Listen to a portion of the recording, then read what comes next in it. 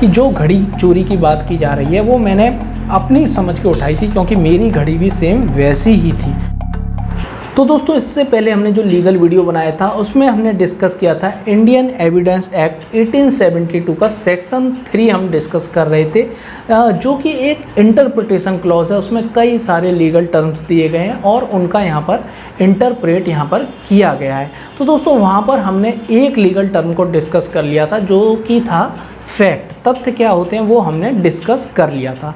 तो दोस्तों, आज हम नेक्स्ट महत्वपूर्ण लीगल टर्म को डिस्कस करने जा रहे हैं, जो कि इतना ज़्यादा महत्वपूर्ण लीगल टर्म है कि उसे यहाँ पर क्या कहा गया है, उसे कहा गया है कि यहाँ पर it is the backbone of legal proceeding, whether it is criminal और सिविल। चाहे वो क्रिमिनल प्रोसीडिंग हो, न्यायालय की यहाँ पर क्रिमिनल प्रोसीडिंग हो, चाहे सिविल प्रोसीडिंग हो, वो क्या है यहाँ पर, वो उसकी यहाँ पर क्या है, बैकबोन है, वो उसकी मेरुदंड है। मतलब कहने का ये है कि उसके बिना न्यायिक प्रक्रिया यहाँ पर चल ही नहीं सकती है। चाहे क्रिमिनल हो चाहे सिविल हो, वो न्यायिक प्रक्रिया चल ही नहीं सकती है। और उसी के बेस पर कोर्ट का जो जजमेंट है, डिसीजन है, वो उसी के बेस पर आता है। तो दोस्तों, वो लीगल टर्म क्या है? वो लीगल टर्म है जो आज हम डिस्कस करने जा रहे हैं, वो है फैक्ट्स इन इशू, यानी कि हिंदी में बोले तो विवादक तथ्य। बहुत ही ज़्यादा महत्वपूर्ण ये लीगल टॉपिक है। तो दोस्तों, हम शुरू करते हैं। तो दोस्तों, सबसे पहले इसको समझने के लिए कि फैक्ट्स इन इशू क्या होता है, विवादक तथ्य यहाँ पर क्या होते हैं, तो यहाँ पर सबसे पहले हमें इसके पीछे का ऑब्जेक्ट समझना होगा।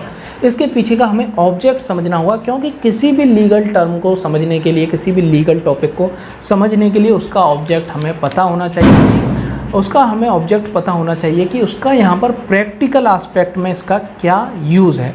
तो दोस्तों, यहाँ पर जो न्यायिक प्रक्रिया में जो मामले चलते हैं, चाहे सिविल सूट हो चाहे क्रिमिनल केस हो, तो यहाँ पर जो न्यायिक प्रक्रिया है, न्यायिक प्रक्रिया में कोई भी व्यक्ति आलतू फालतू बातें नहीं कर सकता है, बिना सिर पैर की यहाँ पर बात नहीं कर सकता है।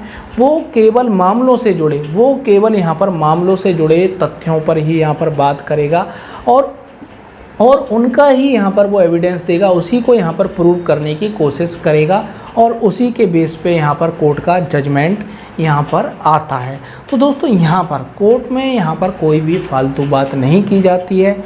जो केस से रिलेटेड है, केस से संबंध में है, वो ही यहाँ पर बात की जाती है।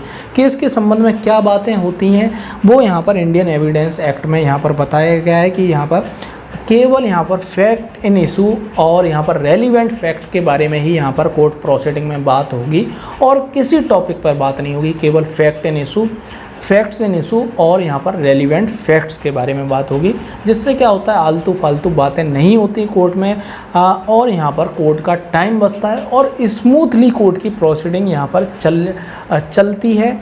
और यहाँ पर क्या होता है, यदि यहाँ पर आलतू फालतू बात होगी, यहाँ पर केस का उससे लेना देना कोई उसका मैटर नहीं है, उससे लेना देना केस का कुछ भी नहीं है, ऐसे तथ्यों की बात की जाएगी, तो यहाँ पर डिसीजन देने में भी बड़ी दिक्कत होती है कि यहाँ पर, क्योंकि सारे तथ्यों को यहाँ पर ध्यान देना पड़ता है जज को। यदि यहाँ पर वो इतने सारे तथ्य हो जाएंगे कि यहाँ पर कोर्ट को डिसीजन देने में, जजमेंट देने में भी यहाँ पर दिक्कत होगी। तो यहाँ पर कोर्ट की प्रोसीडिंग को स्मूथली चलने के लिए और उसका टाइम बचाने के लिए कि जल्दी जजमेंट आ सके यहाँ पर कोई भी फालतू बात यहाँ पर कोर्ट में नहीं की जाती। केवल फैक्ट एंड इशूज़ के यहाँ पर फैक्ट्स एंड इशूज़ के बारे में और यहाँ पर रेलिवेंट फैक्ट्स के बारे में केवल बात की जाती है, वो सेक्शन 5 में यहाँ पर बताया गया है। तो दोस्तों, यहाँ पर ये बात है पहली। और दूसरी बात यहाँ पर है कि यहाँ पर कोर्ट में जो दोनों पार्टी हैं, यहाँ पर क्रिमिनल प्रोसीडिंग है तो यहाँ पर प्रोसिक्यूशन और यहाँ पर एक्यूज्ड होता है, और यहाँ सिविल सूट है तो यहाँ पर क्या होता है, यहाँ पर प्लेंटिफ और यहाँ पर डिफेंडेंट होता है। तो यहाँ पर कुछ तथ्य ऐसे होते हैं जो कि पार्टियों के द्वारा स्वीकार कर लिए जाते हैं, उनके ऊपर ऑब्जेक्शन नहीं किया जाता। ज़्यादातर मामलों में, जहाँ से 99% में यहाँ पर देखा गया कि उनके ऊपर यहाँ पर कोई ऑब्जेक्शन नहीं होता। जैसे कि किसी पक्षकार का नाम रवि है, कमल है, तो यहाँ पर उसमें दूसरी पार्टी है, यहाँ पर कोई ऑब्जेक्शन नहीं करती कि इसका नाम क्या है या फिर उसका एड्रेस क्या है, वो इस पते पे रहता है, मानस नगर में रहता है, सागंज में रहता है, तो किस जगह वो यहाँ रहता है इसके संबंध में भी कोई दूसरी पार्टी यहाँ पर ऑब्जेक्शन नहीं करती। या व्यक्ति का काम धंधा क्या है, यहाँ पर काम धंधा क्या है, उसके पिताजी का नाम क्या है, इसके संबंध में यहाँ पर दूसरी पार्टी यहाँ पर देखा गया है कि यहाँ पर कोई यहाँ पर ऑब्जेक्शन नहीं करती। तो ये क्या होते हैं, एडमिटेड फैक्ट्स होते हैं। सेक्शन 58 में यहाँ पर बात की गई है इंडियन एविडेंस एक्ट के 58 में कि ये एडमिटेड फैक्ट्स होते हैं। जब दूसरी पार्टी इनके संबंध में कोई ऑब्जेक्शन नहीं करती तो ये मान लिया जाते हैं कि ये दूसरी पार्टी ने स्वीकार कर लिए हैं और इनके ऊपर यहाँ पर चर्चा नहीं की जाती है। तो इससे भी यहाँ पर कोर्ट का टाइम बचता है, क्योंकि यहाँ पर जब दोनों पार्टी यहाँ पर कोई ऑब्जेक्शन नहीं है तो यहाँ पर इन पर चर्चा नहीं की जा सकती है। तो यहाँ पर कोर्ट को ये पावर है कि वो चाहे तो इन्हें प्रूव करने के लिए कह सकती है, लेकिन यहाँ पर देखा जाता है कि यहाँ पर इन पर चर्चा नहीं की जाती, क्योंकि ये दोनों पार्टी के द्वारा स्वीकृत यहाँ पर ये तथ्य हैं, एडमिटेड ये फैक्ट्स हैं। तो दोस्तों यहाँ पर फैक्ट्स इन इशू, अब हम बात कर रहे हैं फैक्ट्स इन इशू की। तो फैक्ट्स इन इशू के पीछे भी यही ऑब्जेक्ट है कि कोर्ट में कोई भी ऐसी बात नहीं की जाए जिसका कि केस से कोई लेना देना नहीं है।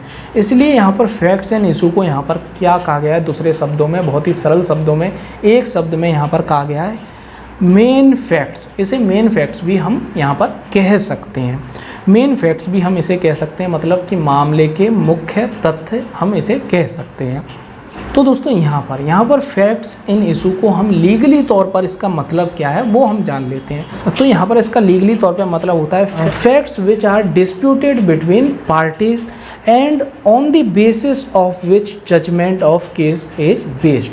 तो दोस्तों यहाँ पर कोई ऐसा तथ्य है जो मामले से जुड़ा हुआ है, मामले से संबंधित है, बहुत महत्वपूर्ण यहाँ पर तथ्य है, और उस तथ्य को लेकर यहाँ पर दोनों पार्टी में डिस्प्यूट हो जाता है उस तथ्य को लेकर कि एक पार्टी कहती है इस चीज़ का यहाँ पर एग्जिस्टेंस है और दूसरी पार्टी कहती है कि यहाँ पर इसका एग्जिस्टेंस नहीं है, इस तथ्य का यहाँ पर एग्जिस्टेंस नहीं है। या फिर ये हो सकता है कि एक पार्टी उस तथ्य को ये कह रही है कि इसका एग्जिस्टेंस नहीं है और दूसरी पार्टी उसको यहाँ पर स्वीकार कर रही है कि इसका एग्जिस्टेंस है। तो दोस्तों इस तरीके का यहाँ पर तथ्य को लेकर यहाँ पर विवाद हो जाता है, यहाँ पर तथ्य को लेकर दोनों पक्षों में मतभेद हो जाता है। जैसे कि चोरी के ऑफेंस में यहाँ पर जो इसेंशियल एलिमेंट्स हैं, 5 इसेंशियल एलिमेंट्स हैं, उनमें एक इसेंशियल एलिमेंट्स ये है कि यहाँ पर व्यक्ति ने डिसऑनेस्टली, जो चोरी की संपत्ति है उसने वो डिसऑनेस्टली यहाँ पर मूव की हो, उसे डिसऑनेस्टली पर्पस, उसका जो इंटेंशन रहा हो वो डिसऑनेस्टली यहाँ पर रहा हो और उसने डिसऑनेस्टली उस संपत्ति को यहाँ पर उठाया हो। तो दोस्तों यहाँ पर चोरी के मामले के एग्जाम्पल के जरिए हम समझ लेते हैं कि यहाँ पर व्यक्ति जो एक्यूज्ड है वो अपने बचाव में ये कहता है कि मैंने जो वॉच चोरी की बात की जा रही है, घड़ी चोरी की बात की जा रही है, वो बिल्कुल सेम वैसी ही थी जैसे कि मेरे पास घड़ी है और मैंने उसे अपनी घड़ी समझ के यहाँ पर उठा लिया था। मेरी कोई डिसऑनेस्टली इंटेंशन यहाँ पर नहीं थी। तो दोस्तों यहाँ पर यही विवादक तथ्य हो जाएगा और दूसरी पार्टी इस पर यहाँ पर ऑब्जेक्शन करेगी कि ऐसा नहीं था, इसे पता था, 2 दिन होने के बाद भी इसने ये घड़ी नहीं लौटाई। अगर ये इसकी डिसऑनेस्टली इंटेंशन नहीं होती तो ये घड़ी लौटा देता, मेरे द्वारा इसके बताने पर भी मेरी घड़ी चोरी हो गई है, इसने मेरी घड़ी नहीं लौटाई। तो यहाँ पर यही डिस्प्यूटेड यहाँ पर तथ्य हो जाएगा, फैक्ट हो जाएगा कि यहाँ पर उसने घड़ी यहाँ पर इंटेंशनली डिसऑनेस्टली इंटेंशन से वो घड़ी उठाई थी या नहीं उठाई थी। तो यहाँ पर इसी के आधार पे, क्योंकि यहाँ पर ये तथ्य ये प्रूव कर देता है एक्यूज्ड कि मेरी कोई डिसऑनेस्टली इंटेंशन नहीं थी, मैंने अपनी घड़ी समझ के इसे उठाया था, चोरी करने का मेरा कोई इरादा नहीं था।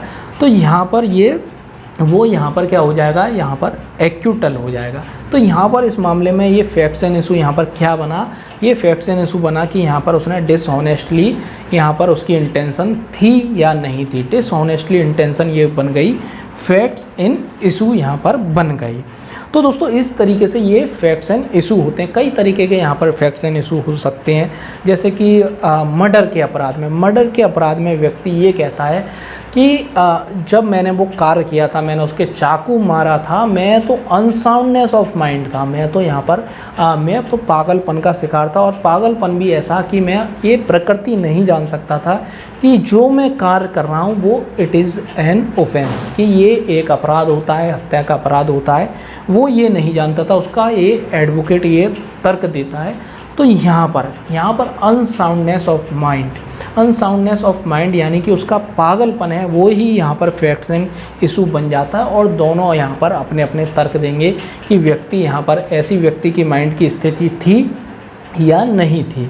तो अनसाउंडनेस ऑफ यहाँ पर क्या हो गई, डिस्प्यूटेड हो गई, और यही बन गया फैक्ट्स इन इशू।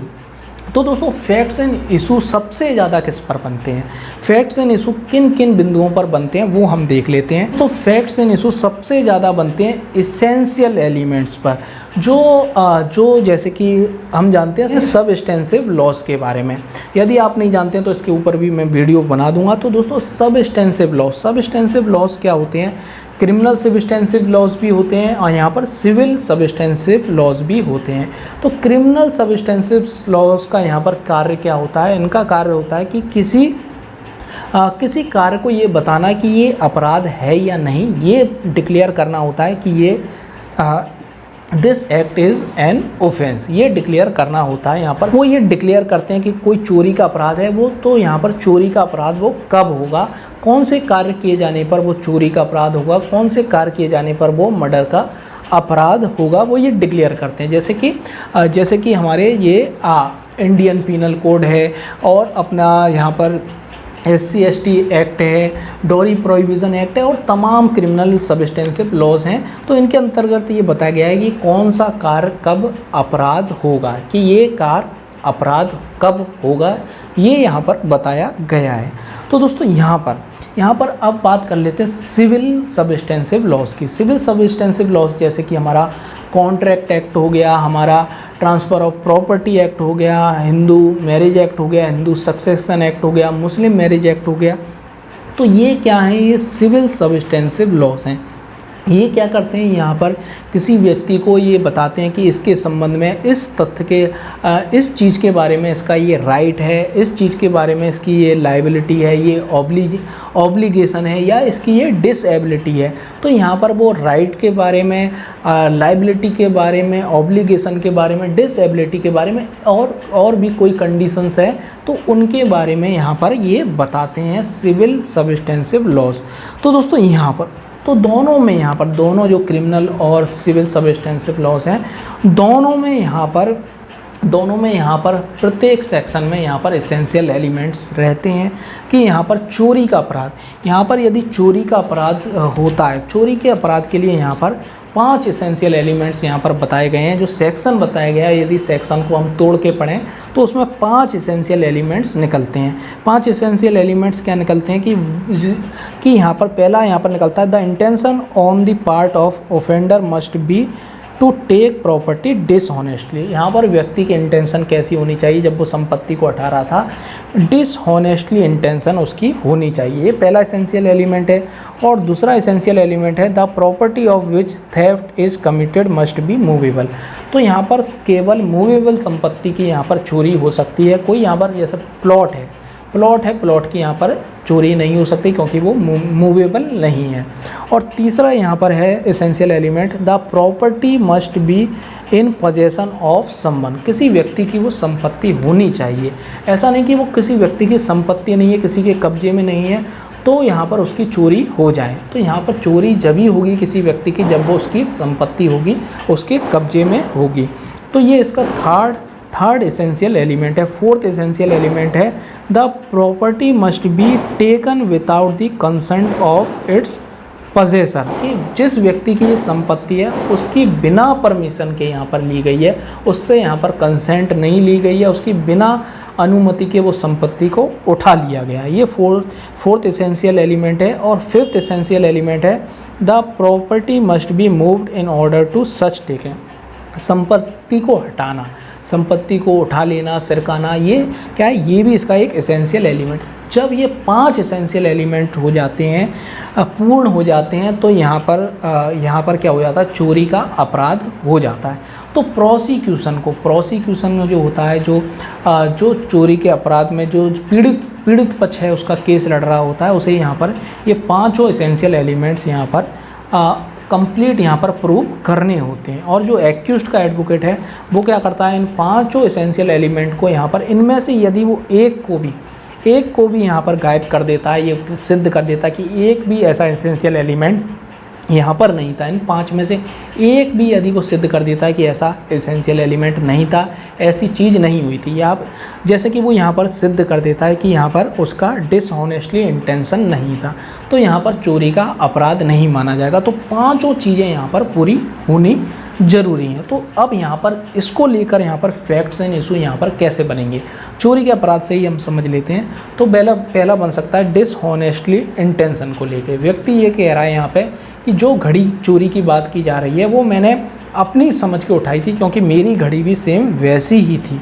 तो यहाँ पर डिसऑनेस्टली इंटेंशन उसकी डिस्प्यूटेड हो गई। दोनों पार्टी को अब यहाँ पर ये प्रूव करना है कि यहाँ पर उसकी डिसऑनेस्टली इंटेंशन थी या नहीं थी। मतलब यहाँ पर ये तथ्य सिद्ध करना है कि उसने ये जानबूझ के यहाँ पर ये उठाई थी, या फिर उसने बाय मिस्टेक ये समझ के, तथ्य की भूल के कारण ये समझ के कि ये मेरी वॉच है, क्योंकि ये बिल्कुल वैसी घड़ी है जैसी मेरे पास थी, इसीलिए उठाई थी। तो दोस्तों ये पहला डिस्प्यूटेड पॉइंट इसमें बन सकता है। और दूसरा यहाँ पर यह डिस्प्यूटेड पॉइंट क्या हो सकता है कि जो चोरी की संपत्ति है वो मूवेबल थी या नहीं थी, मूवेबल थी या नहीं थी।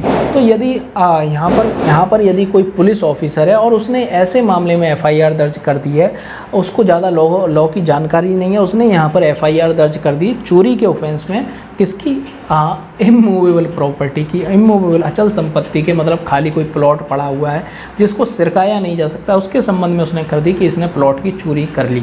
तो यहाँ पर प्लॉट की चोरी कैसे हो सकती है, तो यहाँ पर यही डिस्प्यूटेड पॉइंट बन जाएगा कि यहाँ पर वो मूवेबल संपत्ति थी या नहीं थी। तो यहाँ पर व्यक्ति यहाँ पर क्लियर, यहाँ पर वैसे तो यहाँ पर क्लियर ही मालूम पड़ जाएगा कि मूवेबल है या नहीं है मूवेबल, यदि प्लॉट का सवाल है। लेकिन कुछ ऐसी संपत्ति होती हैं जिनके मूवेबल और इमूवेबल को लेकर बड़ा दिक्कत होती है, बड़ा ये डिसाइड करना बड़ा मुश्किल होता है कि ये मूवेबल हैं या इमूवेबल हैं। जैसे कि इलेक्ट्रिसिटी के बारे में पहले बड़ा कन्फ्यूजन था कि ये मूवेबल संपत्ति है क्या इमूवेबल संपत्ति है, लेकिन अब यहाँ पर ये कोर्ट के डिसीजन से ये क्लियर हो गया कि यहाँ पर ये मूवेबल संपत्ति है। इसकी 378 के अंतर्गत यहाँ चोरी का अपराध यहाँ पर कारित बनता है यदि व्यक्ति बिजली की चोरी करता है। और यहाँ पर तीसरा कि प्रॉपर्टी किसी के कब्जे में थी या नहीं थी। तो यहाँ पर व्यक्ति वो कहता है ये तो प्रॉपर्टी किसी की थी नहीं, ये झूठा दावा कर रहे हैं कि ये मेरी प्रॉपर्टी है, ये तो झूठा दावा कर रहे हैं, ये तो किसी की प्रॉपर्टी है ही नहीं, मैंने तो उठा ली थी सड़क पे से। जब इनको पता चला तो ये इस पर दावा करने लग गए कि मेरी संपत्ति है। तो यहाँ पर ये डिस्प्यूटेड फैक्ट है कि यहाँ पर पजेशन ऑफ प्रॉपर्टी है वो किसी व्यक्ति के कब्जे में वो प्रॉपर्टी थी या नहीं थी, ये डिस्प्यूटेड फैक्ट बन गया। और इसीलिए ये क्या बन गया, फैक्ट्स इन इशू यहाँ पर बन गया। और यहाँ पर ऐसे ही एसेंशियल एलिमेंट्स और भी इसमें दिए गए हैं, तो उनको लेकर भी यहाँ पर बन सकता है। अब बात करते हैं सिविल मामलों में फैक्ट्स एंड इशू क्या होता है। तो सिविल मामलों में कोर्ट ही यहाँ पर तय करती है कि फैक्ट्स एंड इशू यहाँ पर क्या होता है। जैसे कि कॉन्ट्रैक्ट के मामले में फैक्ट्स एंड इशू क्या हो सकता है कि जो कॉन्ट्रैक्ट किया गया वो वैलिड था या वॉइड था। तो यहाँ पर ये डिस्प्यूटेड पॉइंट हो सकता है। जो यहाँ पर प्लेंटिफ है वो ये कह रहा है कि इन्होंने ये प्रॉपर्टी किराए पे ली थी और इन्होंने यहाँ पर इलीगल पर्पस के लिए इसे यूज़ किया। यहाँ पर ये वेश्यावृत्ति करवाते थे, यहाँ पर ये प्रोस्टिट्यूशन के लिए इस प्रॉपर्टी का यहाँ पर ये यूज़ करते थे, वेश्यावृत्ति यहाँ पर करवाते थे, वेश्यावृत्ति ये करवाते थे। इसलिए ये कॉन्ट्रैक्ट वॉइड है, क्योंकि यहाँ पर कोई भी अनलॉफुल पर्पस के लिए कोई भी एग्रीमेंट मतलब कॉन्ट्रैक्ट यहाँ पर नहीं किया जा सकता है। तो ये कॉन्ट्रैक्ट इसीलिए वॉइड है। तो यहाँ पर डिस्प्यूटेड पॉइंट यहाँ पर ये हो गया कि उस व्यक्ति ने, जो डिफेंडेंट है, उसने यहाँ पर उस संपत्ति का अनलॉफुल यूज़ किया था या नहीं किया था। मतलब कहने का यहाँ पर ये है कि उसने यहाँ पर वेश्यावृत्ति के पर्पज़ से उसका यूज़ किया था या नहीं किया था, या बिजनेस के पर्पज़ से यूज़ किया था या नहीं किया था। तो उसका लॉफुल ऑब्जेक्ट होना चाहिए कॉन्ट्रैक्ट के लिए, वो यहाँ पर डिस्प्यूटेड फैक्ट हो गया और वो यहाँ पर क्या बन गया, फैक्ट एंड इशू यहाँ पर बन गया। तो सिविल और क्रिमिनल केस में इस तरीके से फैक्ट्स एंड इशू बनते हैं। तो दोस्तों ये इसेंशियल एलिमेंट्स जो होते हैं, जो सेक्शंस के अंदर ही लिखे रहते हैं, उसको लेकर सबसे ज़्यादा फैक्ट्स एंड इशू यहाँ पर बनते हैं, उसी के इर्द गिर्द पूरी न्यायिक कार्रवाई यहाँ पर चलती है। और दूसरा है जनरल एक्सेप्शन। तो यहाँ पर क्रिमिनल प्रोसीडिंग हो चाहे सिविल प्रोसीडिंग हो, दोनों के अंदर यहाँ पर कुछ जनरल एक्सेप्शन होते हैं। जैसे कि पूरा का पूरा चैप्टर आईपीसी में दिया है जनरल एक्सेप्शन के बारे में। चैप्टर 4 में 76 से 106 तक जो सेक्शन दिए गए हैं, उनमें जनरल एक्सेप्शन का यहाँ पर प्रावधान किया गया है। जनरल एक्सेप्शन का मतलब है कि व्यक्ति का कार्य, व्यक्ति किसी को यहाँ पर मार भी देता है तो उसका कार्य यहाँ पर अपराध नहीं माना जाएगा। व्यक्ति यहाँ पर चोरी भी कर लेता है तो उसका कार्य यहाँ पर ये नहीं माना जाएगा कि उसने यहाँ पर चोरी की थी। तो इस तरीके से उसका कार्य अपराध यहाँ पर नहीं माना जाता है यदि वो जनरल एक्सेप्शन में आ जाता है। तो आप कहेंगे कि ऐसा कैसे हो जाता है। तो यहाँ पर जैसे कि व्यक्ति अनसाउंडनेस ऑफ माइंड है, वो उसे कोई माइंड की प्रॉब्लम है, माइंडली तौर पर डिसेबल है, और वो ये नहीं समझ पा रहा है कि मैं इस व्यक्ति को मैंने चाकू मारा, गोली मारी, इससे व्यक्ति का मर्डर हो जाता है। तो यहाँ पर उसका कार्य यहाँ पर क्षम्य है यदि वो ऐसे अनसाउंडनेस ऑफ माइंड के कारण अपने उस कार्य की प्रकृति को समझने में असमर्थ है कि इस कार्य से व्यक्ति का मर्डर हो जाता है। या फिर चोरी के अपराध में देखें, चोरी के अपराध में भी यहाँ पर इस तरह की अनसाउंडनेस ऑफ माइंड है तो चोरी का अपराध नहीं माना जाएगा। और सबसे बेस्ट एग्जांपल आप समझ सकते हैं सेल्फ डिफेंस के संबंध में। सेल्फ डिफेंस के संबंध में आपने सुना ही होगा कि अपने सेल्फ डिफेंस में, अपनी जान को बचाने के लिए व्यक्ति दूसरे की जान भी ले सकता है, उसको भी यहाँ पर चोट पहुँचा सकता है। तो इस तरह के यहाँ पर 76 से 106 के अंतर्गत यहाँ पर जनरल एक्सेप्शन दिए गए हैं। जैसे कि डॉक्टर यहाँ पर गुड फेथ में काम करता है, व्यक्ति की जान बचाने के लिए यहाँ पर ऑपरेशन करता है, और ऑपरेशन के दौरान यदि व्यक्ति की मृत्यु भी हो जाती है तो यहाँ पर उसके द्वारा ये नहीं माना जाता कि उसने यहाँ पर मर्डर किया है। इस तरह के जनरल एक्सेप्शन होते हैं। ऐसे ही यहाँ पर सिविल लॉज में भी यहाँ पर जनरल एक्सेप्शंस होते हैं। जैसे कि कॉन्ट्रैक्ट में जनरल एक्सेप्शन क्या है कि यहाँ पर व्यक्ति यहाँ पर बालिग होना चाहिए कॉन्ट्रैक्ट करते समय। यदि यहाँ पर व्यक्ति बालिग नहीं है तो यहाँ पर क्या होगा, कॉन्ट्रैक्ट वॉइड हो जाएगा। या फिर यहाँ पर व्यक्ति क्या अनसाउंडनेस ऑफ माइंड नहीं होना चाहिए, व्यक्ति पागल किस्म का नहीं होना चाहिए जब वो कॉन्ट्रैक्ट कर रहा हो। इस तरह के यहाँ पर हर चीज़ के बारे में, राइट्स के बारे में, लाइबिलिटीज़ के बारे में कुछ जनरल एक्सेप्शन सिविल लॉज में भी दिए गए हैं।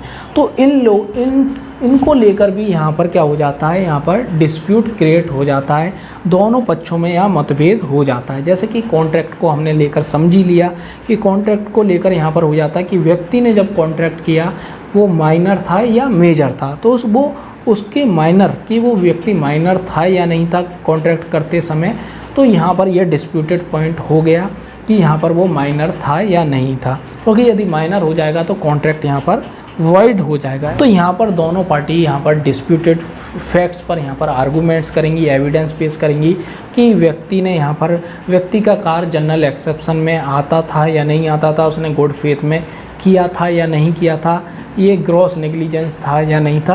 तो ये तो जनरल एक्सेप्शन जो चैप्टर 4 है इंडियन पीनल कोड का, और जो सिविल लॉज में जो सेक्शन के अंतर है उसके अंदर जो सेक्शन है उसी में यहाँ पर जनरल एक्सेप्शन यहाँ पर दे दिए गए हैं। कुछ जनरल एक्सेप्शन यहाँ पर दिए गए हैं। तो दोस्तों इन्हीं को लेकर, जनरल एक्सेप्शंस को लेकर भी यहाँ पर बहुत ज़्यादा यहाँ पर क्या बनते हैं, फैक्ट्स एंड इशू यहाँ पर क्रिएट होते हैं और उनके संबंध में यहाँ पर एविडेंस दिए जाते हैं, आर्गूमेंट्स होता है। और इसके साथ ही कुछ अलग तथ्य होते हैं जो कि यहाँ पर लिखे नहीं है, किसी किताब में लिखे नहीं है कि ये जनरल एक्सेप्शन है, एसेंशियल एलिमेंट्स हैं, इंग्रेडिएंट्स हैं, लेकिन वो यहाँ पर मामले से इतने ज़्यादा जुड़े हुए होते हैं कि वो भी एसेंशियल एलिमेंट्स ही होते हैं। ना लिखे होने के बावजूद भी वो एसेंशियल एलिमेंट्स होते हैं। वो एविडेंस एक्ट के किसी न किसी किसी न किसी यहाँ पर जो सेक्शन 5 से 55 के बीच में जो रेलिवेंट फैक्ट्स की बात की गई है उसके बीच में वो आते हैं। जैसे कि व्यक्ति का यहाँ पर ये कहना कि यहाँ पर जैसे कि चोरी का अपराध है या मर्डर का अपराध है, चाकू के द्वारा मर्डर किया गया है और चोरी का अपराध है, तो ऐसी स्थिति में व्यक्ति का घटना स्थल पर होना ज़रूरी है। अब घटना स्थल को लेकर ही डिस्प्यूट हो गया कि जो एक्यूज्ड हो रहा है, जो एक्यूज्ड है वो यहाँ पर ये कह रहा है कि मैं तो घटना स्थल पर था ही नहीं। वो प्ली ऑफ एलिबाई का यहाँ पर बचाव लेना चाह रहा है कि मैं तो घटना स्थल पर था ही नहीं। तो ये होता है प्ली ऑफ एलिबाई, अन्यत्र स्थिति की व्यक्ति घटना स्थल पर था ही नहीं, वो किस तरीके से मर्डर कर सकता है, चोरी कर सकता है, क्योंकि वो घटना स्थल पर था ही नहीं। तो वो यहाँ पर ये बचाव लेना चाहता है। तो यहाँ पर यही डिस्प्यूटेड फैक्ट हो जाएगा। दोनों पार्टी यहाँ पर इस पर डिस्प्यूटेड फैक्ट्स मतलब फैक्ट्स एंड इशू पर यहाँ पर दोनों पार्टी अपने अपने उसके समर्थन में कि ये फैक्ट था या नहीं था, उसके समर्थन में यहाँ पर अपने अपने एविडेंस के द्वारा ये सिद्ध करेंगी कि वो घटना स्थल पर था या नहीं था।